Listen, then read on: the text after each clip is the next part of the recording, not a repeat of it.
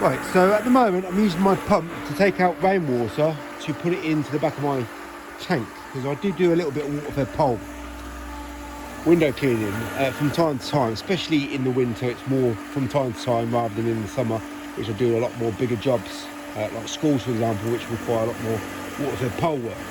So I collect all my water from off this roof.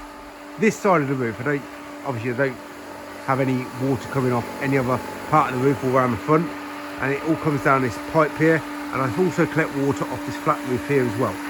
So it all goes into these storage butts, and typically my tap water reading on my TDS reads 350 to 400.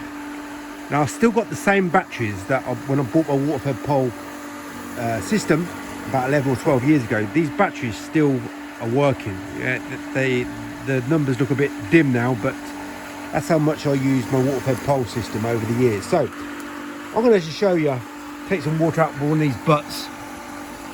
Free water, it's distilled water, so rainwater is distilled, and I'm just going to try and get a reading. So let's put this down here.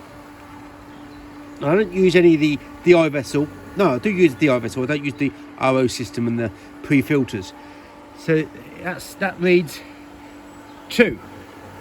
Now my water in my tap reads 350, and when it goes into the RO system I get about 20 on the read, and then it goes into the DI vessel. So I'm getting at the moment 002, and it's rainwater from off my roof. Now to clean this roof I use the water fed pole and some dish soap, and to clean the whole roof, not just this part here but round the other side and at the front, it takes me 15 minutes to clean the roof. But these, as I said, these are special tiles, they're not normal tiles. So a typical RO system van setup looks like this, because I've still got the van set up how it's always been, but I haven't used this RO system for a good 8 years, and I've got the pre-filters here, so all that's bypassed. I put the water directly straight into my tank here, and it gets pumped into my DI vessel. That's a long life DI vessel, and the DI resin in there is about 3 years old. So 002 going in here, and then it will be 0 coming out here. And well, you know, I like to do things differently. I don't want to be like everybody else, from the trad work to the water fed pole work. This pole is 11 years old, still using it. I have replaced 2 sections, top sections, but it's still the same pole that I use. It's a 50-foot pole. I pretty much use it for everything. So it's a big pole, but I do often do big jobs with it.